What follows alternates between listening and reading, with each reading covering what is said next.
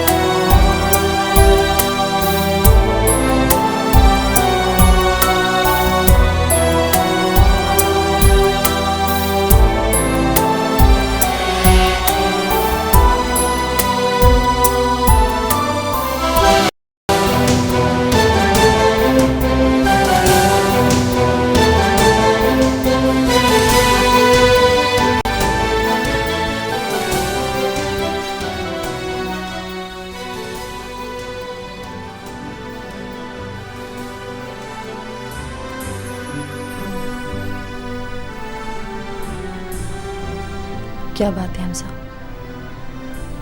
काफी देर से उदास बैठे हो, क्या सोच रहे हो?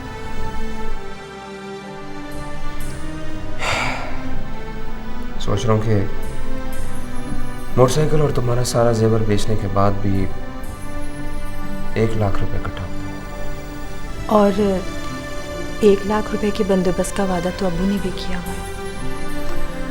लेकिन फिर भी 1 लाख तो कम है ना। हो जाएंगे, सब ठीक हो जाएगा। उम्मीद तो है कि हो जाएगा, लेकिन सोचने वाली बात यह कि मैं इतना सारा कर्जा उतारूंगा कैसे। अगर बाहर जाकर भी मुझे कोई अच्छी नौकरी, अच्छा काम ना मिला तो?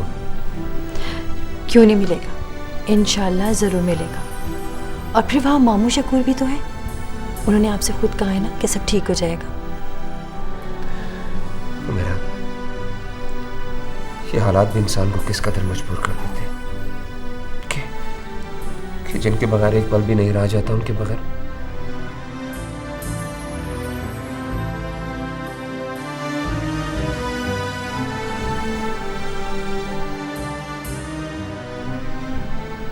मेरा, मैं तुम्हारे और उमैर के बगैर नहीं रह सकता। और हम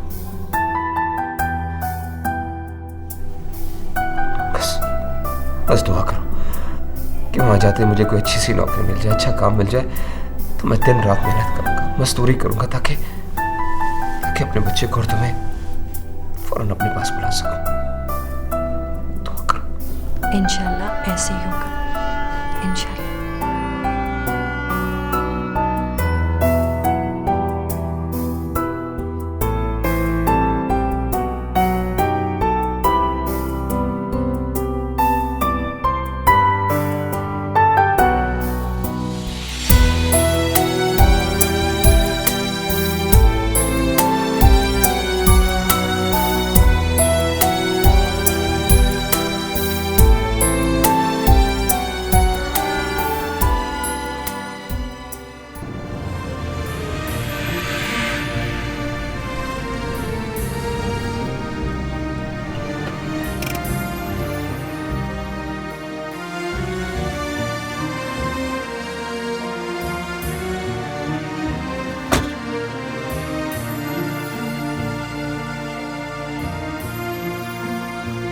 भाई घर तो यही लगता है, बहुत खूबसूरत घर है यार।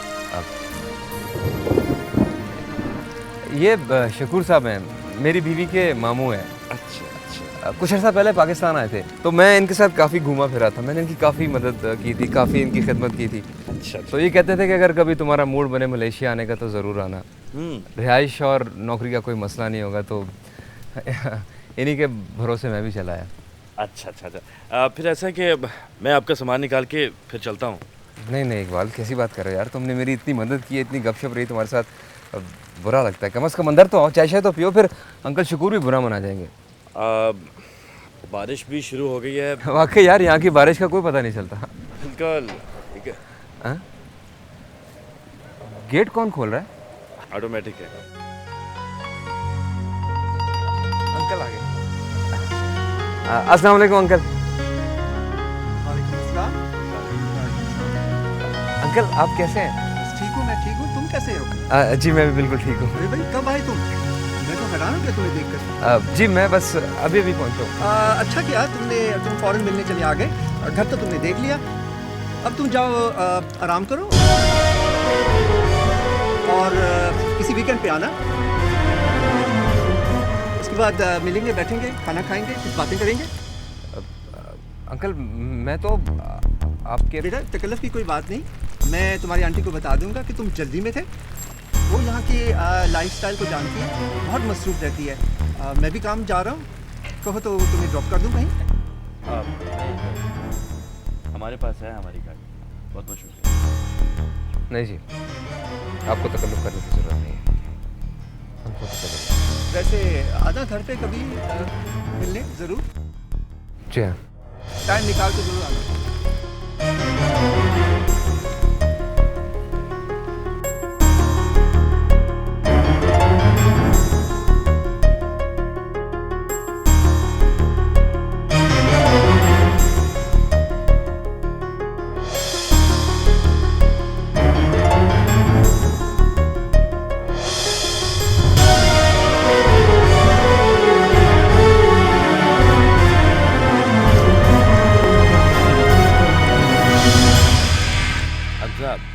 तुम्हारे मामू भी मलेशिया के बादलों की तरह आए, बरसे और चले गए। अब भूल जाओ अपने मामू शकूर को। ये मलेशिया मेरी जान है, यहाँ पे आकर बहुत कुछ बोलना पड़ता है। मगर यार मैं रहूँगा कहाँ? उसका इंतज़ाम भी हो जाएगा।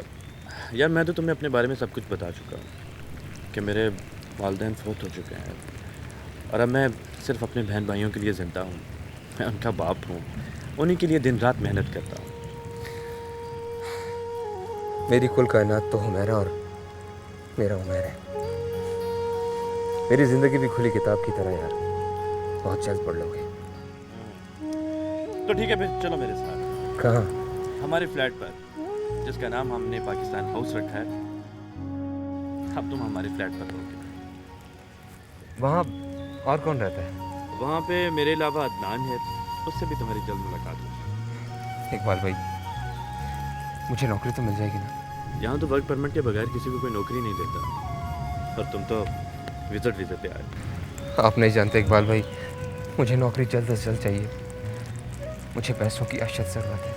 अच्छी तरह जानता हूँ, पैसा ही तो है जो इंसान को मुल्क बदर होने पर मजबूर करता है।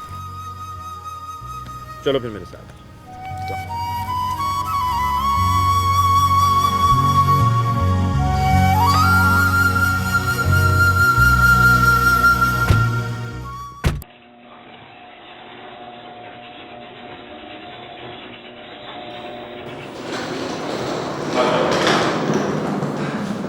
ये रहा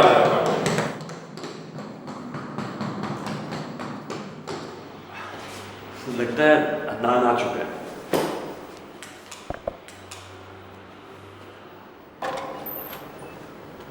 अरे इकबाल भाई तुम, और इतनी जल्दी? क्यों, तुम्हें मेरे आने की खुशी नहीं हुई? खुशी के साथ हैरत भी कि तुम इतनी जल्दी आ गए। अदनान ये हमजा है, हमजा ये अदनान। अस्सलाम वालेकुम। अदनान हमजा का ताल्लुक भी हमारे कबीले से। हमारे कबीले से? कबीला मिसाइलिस्तान। अच्छा, और हमजा अदनान पाकिस्तान से आया है। यहाँ दिन में पढ़ता है, रात में मजदूरी करता है। मजदूर तालिब इल्म है। यार अंदर तो चलते हैं ना। आओ चलो आओ।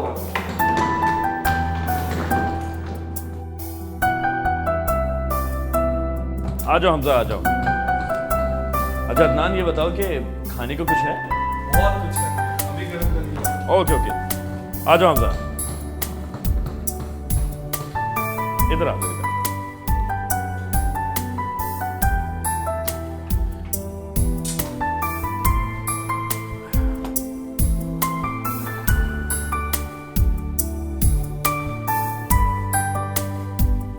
भाई मेरा ख्याल है कि हो सकता है ये कमरा तुम्हारे म्यार पे पूरा ना उतरे, लेकिन शर्मिंदा मत करो यार, सोने के लिए इतनी अच्छी जगह मिल गई, और क्या चाहिए। वैसे तुम वाकई मेरे लिए एक फरिश्ता बन गए। अगर तुम ना होते तो पता नहीं मैं कहाँ भटक रहा होता। Anyway, thank you. भाई शुक्रिया की कोई ज़रूरत नहीं है। और रही बात फरिश्ते की, तो ये बहुत दूर की बात है। अगर आदमी इस दुनिया में इंसान ही बन जाए तो वही काफ़ी। एनीवे, तुम सफ़र से थके हुए आए, तुम ऐसा करो कि मुँह हाथ धो के खाने की टेबल पे आ जाओ, खाना खा लो, फिर जी भर के सो। ओके?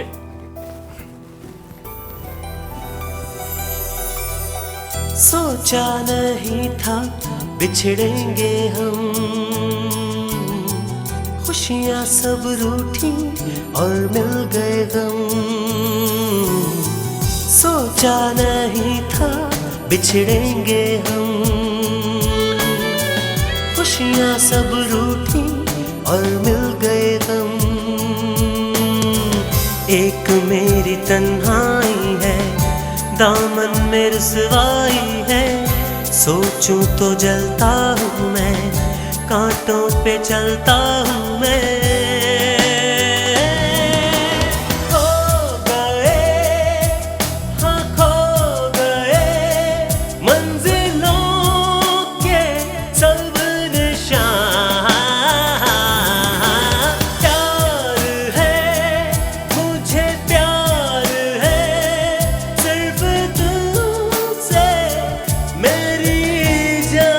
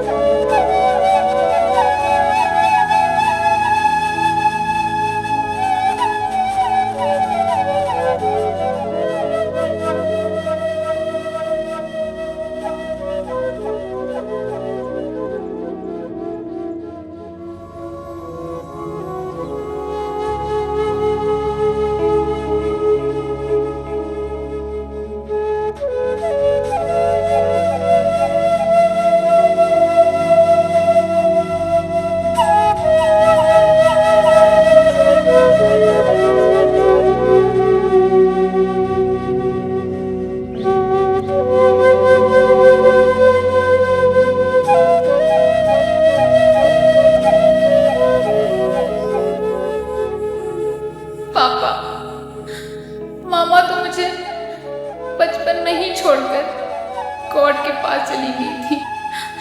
अब आप ही गॉड के पास चले गए हो। आपको गॉड से बहुत मोहब्बत है, अपनी क्रिस्टीना से नहीं। पापा, अभी तो मेरी स्टडी भी कंप्लीट नहीं हुई। मैं स्टडी करूं या आपका बिजनेस संभालूं?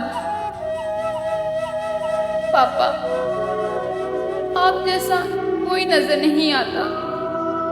You are great. पापा, आप अब भी मेरे आइडियल हो। you, Papa. Really, I miss you. पापा, आप अपने साथ मेरा बचपन भी ले गए हो।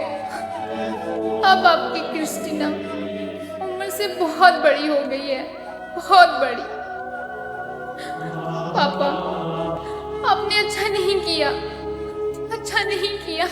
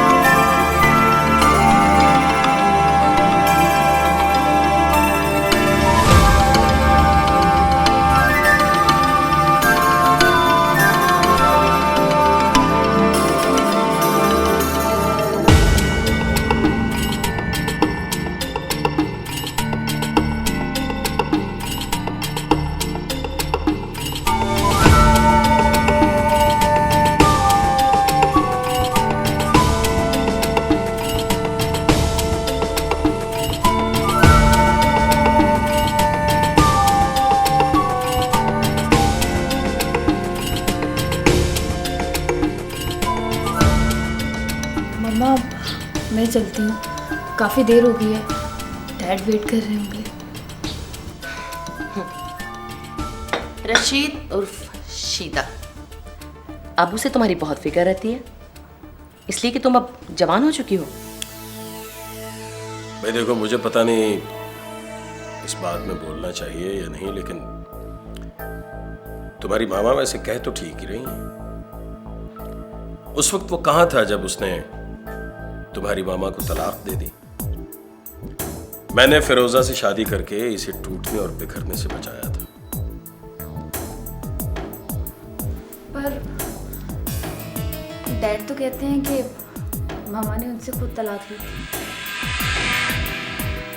आपसे शादी करने के लिए, और इन्हें मेरी कोई परवाह नहीं थी।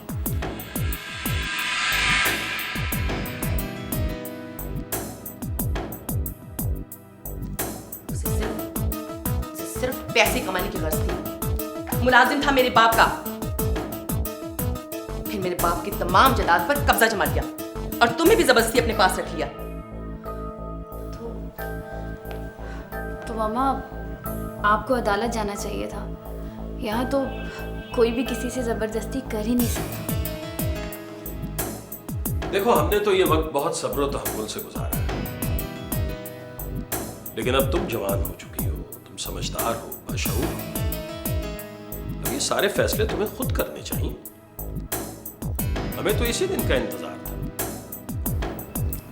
तौकीर ठीक कहता है, ये भी तुम्हारी बाप की जगह है। क्यों तौकीर? देखो, कोई किसी के बाप जैसा तो हो नहीं सकता, और मैं कम से कम रशीद जैसा तो बिल्कुल नहीं हो सकता। आप वाकई बहुत अच्छे हैं Tauqeer uncle. Mama, I should go. बिला वजह बदमज़गी होगी, अच्छा नहीं लगेगा। ओके बेटा।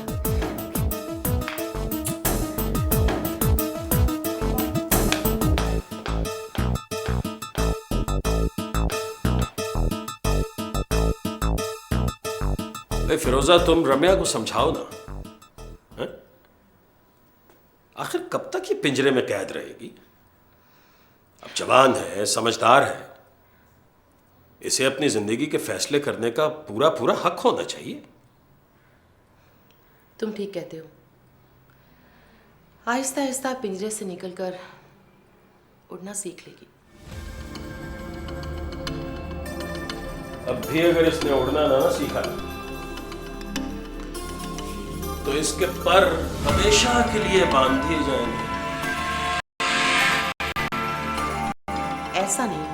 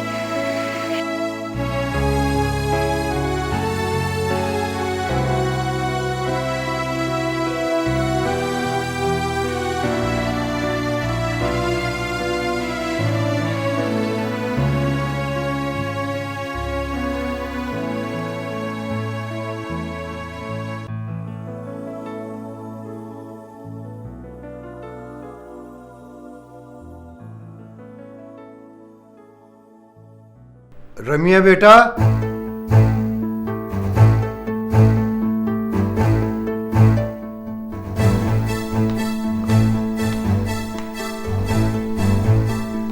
Yes dad. तुम बाहर से आई हो, बाप को सलाम करना भी मुनासिब नहीं समझा। डैड, ये बार बार सलाम करना जरूरी है क्या?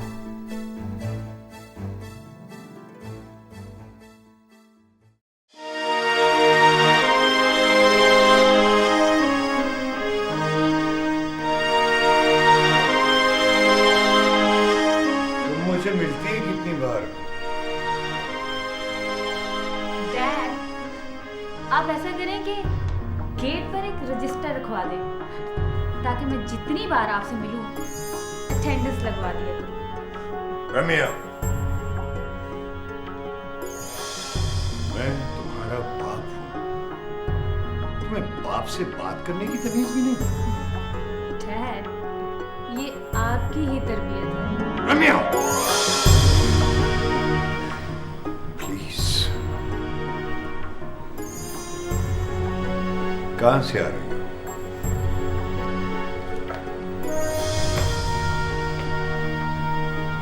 मामा से मिलकर।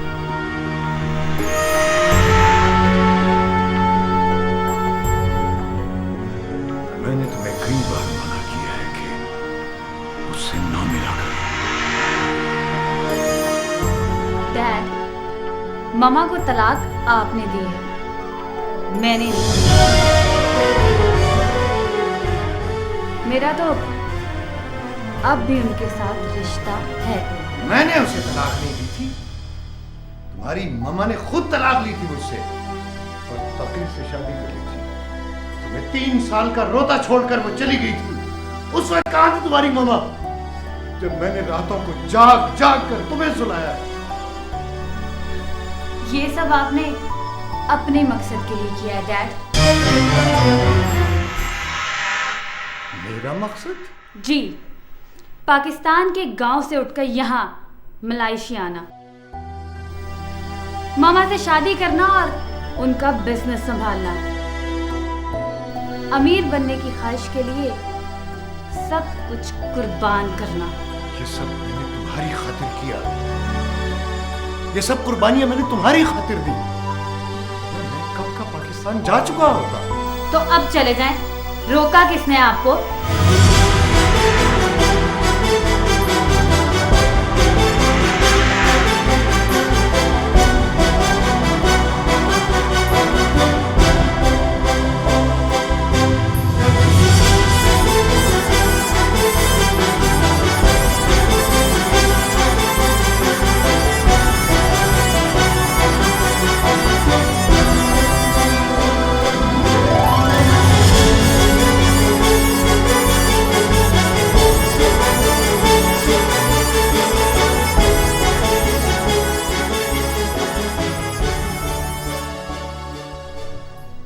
तुमने मुझे बांध रखा है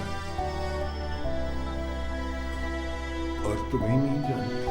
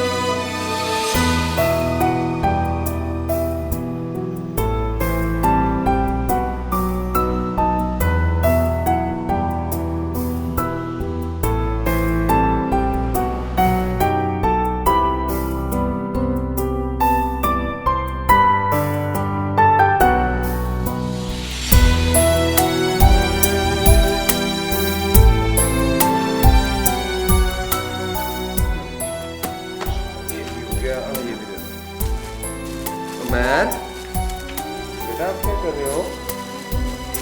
खेल रहे हो? खाना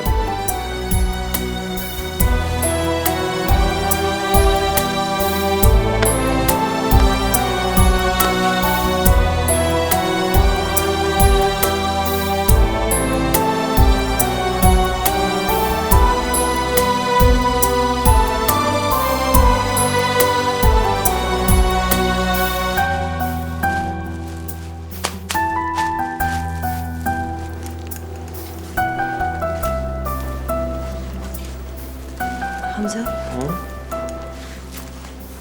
ये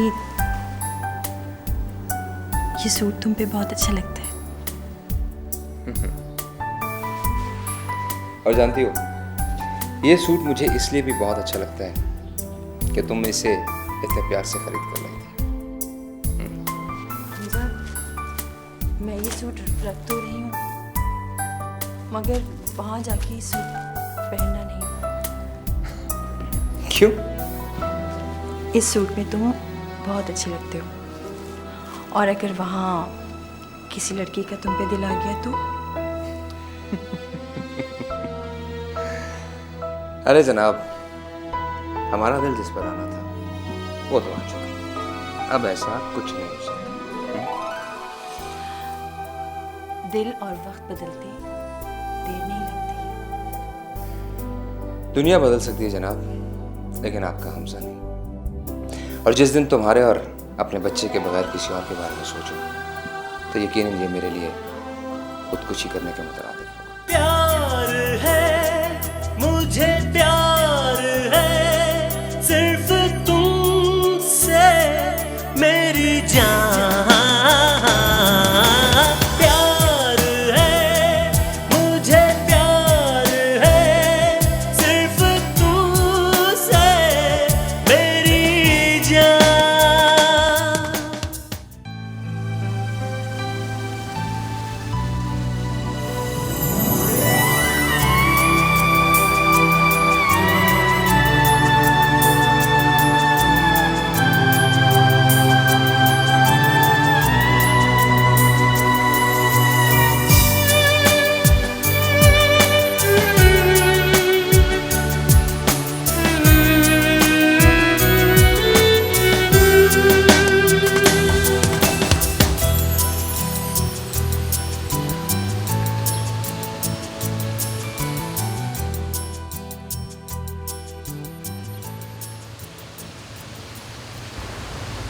अदनान,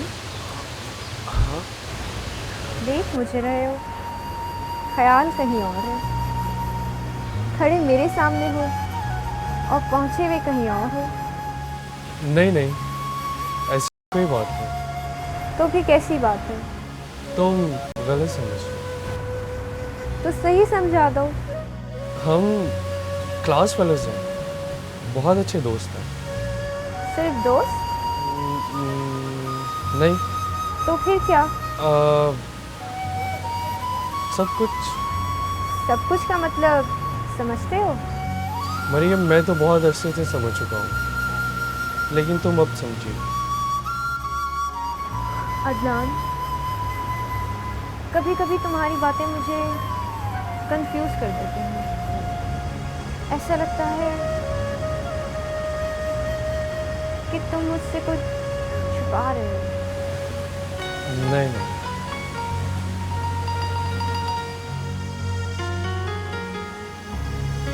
तुम्हारे इतना पास आ चुका हूँ कि खुद से भी छुप सकता हूँ, मगर तुमसे। तो फिर ऐसा क्यों? कभी तो मेरे लिए बहुत प्यार होता है और कभी तो मुझसे डरते हो। वो क्या है ना, थोड़ा सा पागल। मोहब्बत में पागलपन के दौरे तो पड़ते हैं ना। तुम तो थोड़े पागल हो, पर मुझे पूरा पागल कर दो। वैसे भी मोहब्बत के मामले में मैं तुमसे 4 कदम आगे हूँ।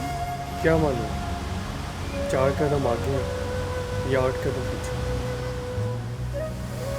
फिर वही बातें। हाँ, फिर वही दौरा। इस दौरे में कहीं शिद्दत ना आ जाए। चलो चलते हैं। प्यार है, मुझे प्यार है, सिर्फ तुमसे मेरी जान। प्यार है, मुझे प्यार है, सिर्फ तुमसे मेरी जान।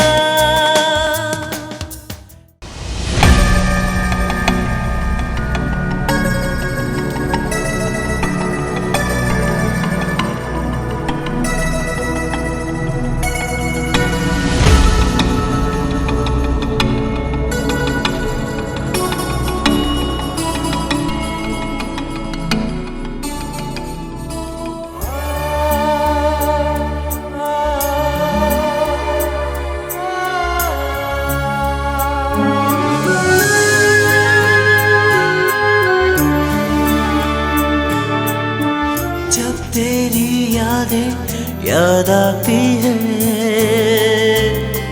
मुझको तरसाए तड़पाती है। जब तेरी यादें याद आती है, मुझको तरसाए तड़पाती है। बोलो ना क्या करूं, बोलो ना